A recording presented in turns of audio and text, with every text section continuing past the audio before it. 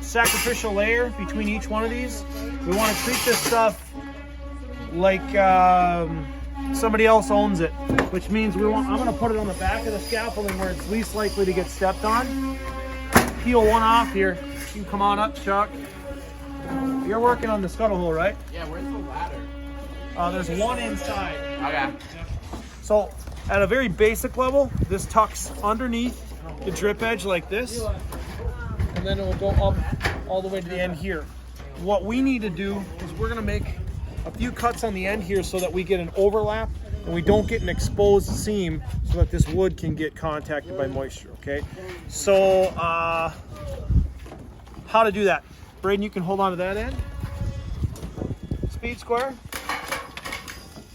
Pencil, because it's finished.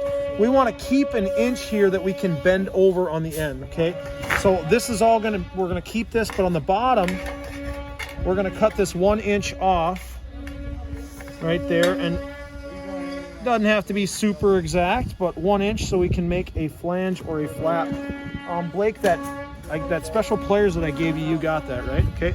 So first of all, tin snips, left, right, or straight, doesn't really matter. But we're gonna cut this here. Take the corner out. I'm at a 45 degree to this bend, so nip that out. Keep these, put them in your pouch so you can throw them away. Don't throw them on the ground, okay?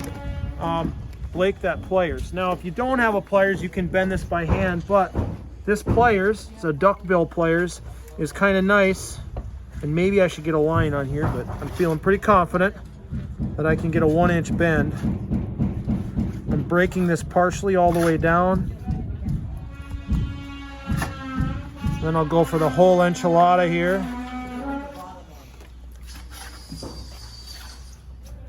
And that's gonna do a nice job giving us a 1 inch bend. And now Braden, yep, you're gonna help me. We're gonna slip this up inside. Come over here, Blake, and take a look right here. So I wanna slip this up inside and bump it up. Yep, keep slipping that in, Braden. You'll have to, nope, you'll have to help it with both those pieces of drip edge. So he's fighting the drip edge down there. You can push up on the drip edge like this, Braden. I got it. You got a buckle here. You got a buckle here. You got to work out iron it out from one end to the other. And then when you get to that piece of drip edge, push up on the drip edge. Yeah, push up and that'll open it up. There you go. You got it. Look underneath here, Blake. This is where we want no gap right here. So we want to tuck that up until there's no gap and it's pushing up against these. All the way along. Feeling good? Yep. Okay. This is flush here. I don't want to nail the end yet because I'm going to tuck inside that. You found some nails, Zach? Yeah. Got them? One thing of them.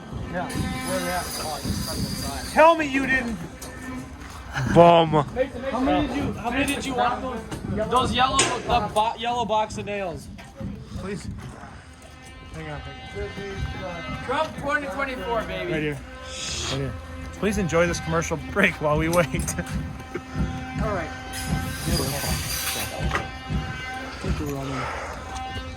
Trim nails.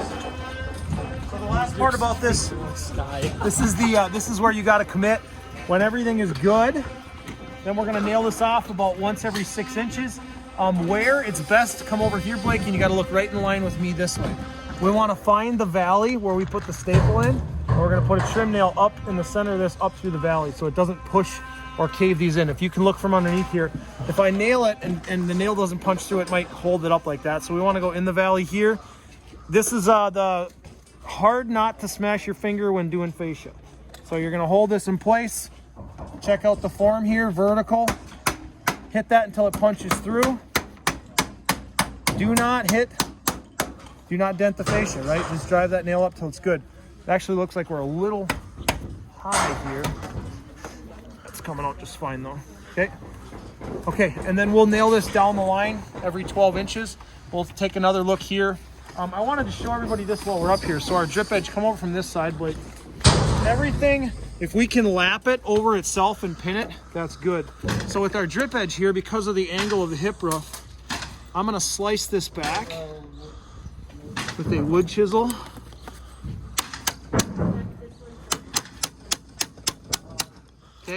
And then I can fold this over with the hammer. Ooh, that didn't look the greatest. But that right there is just a little better coverage. Kind of got beat up too. A little better coverage than just leaving that corner exposed. There. A little touch up. Okay, and we'll check back in one more time here in a little bit. See you.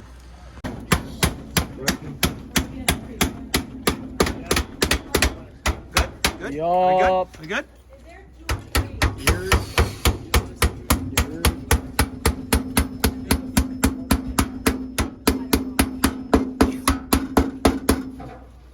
Yeah?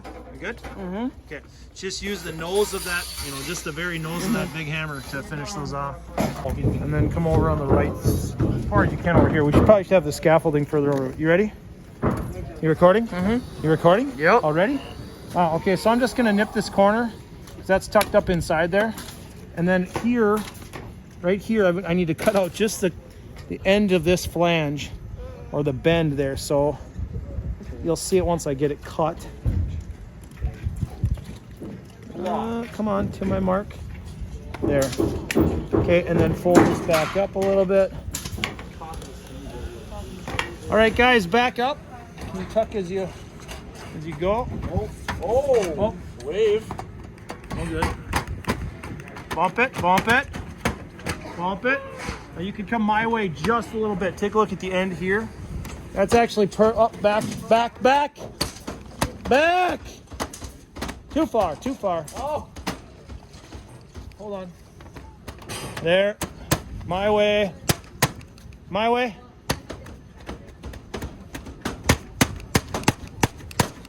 Is it sliding at all? A little bit. We're just progressively hitting it harder. Flex your end out and just bump the end. Slight bit on the top. Yeah, there you go. Keep coming. A little more. It's not moving yet. Keep hitting it. Keep going. Oh, there. That's all right. I'm liking that right there. So that looks nice. We'll put 2 face nails in this. I don't know that we have to face nail it. I think we silicone this too. To be determined later. But if we take a look at the bottom now, that bottom tucks in there really nice, flush, and tight. We're good and we're up? All right, we're gonna nail it. Nail it! That's good. We're good. Okay, so Blake's got this end tucked up. That's the proper. Actually, you can slide another quarter. So those tuck together. Yep. Push it. Bump the end, James, if you can reach it. Keep coming. Keep coming. There. Okay, that's together all the way. So now we're gonna go down the other end, and James, you're gonna strike a line on the backside, just as a scribe. Okay. Can I pin this one in? This corner? That will take care of itself once we cut it to length. So strike it flush, then we're gonna add an inch to that, and we're gonna bend it over. So you can bring it down. Why is my phone not focusing? Don't There we bring it go. all the way down. So that You can pull it. Yeah, pull it on your end now, Blake. Lay it open, and you got a mark there. So we're gonna go 1 inch longer and cut that, and then we bend that over to close that corner up. recording. Okay, so that's my line I want to cut. That's what's going to get, the bend point's going to be right here, which means I'm going to take out the bottom here because I can't bend an angle. Take out the bottom at the point where it's going to get bent. Okay, and then I need to cut that line. Let me get over the top of you, Blake. Down and straight.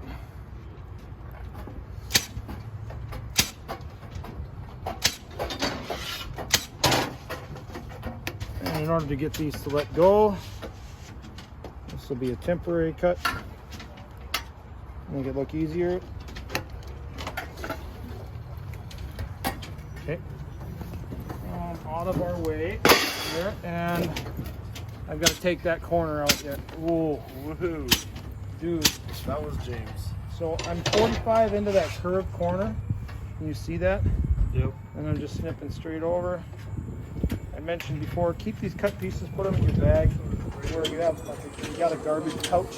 Now I'm using a little bit of a cheat here. You be able to sneak through here? Sure. Duckbill pliers. So we'll bend this. And just incrementally work it. Was it turtle or four-wheel drive?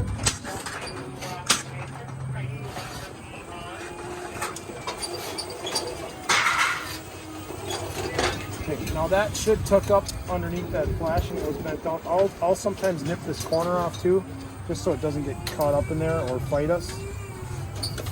That's a good closed corner. Let's see how it fits. Keep recording for now. Whichever way you need to lap there, Blake, he's gonna go inside it. Yeah? Okay, and then we're going up here. Yep. So one other thing I might do, just take a look underneath here. I might nip these so that tucks up a little better.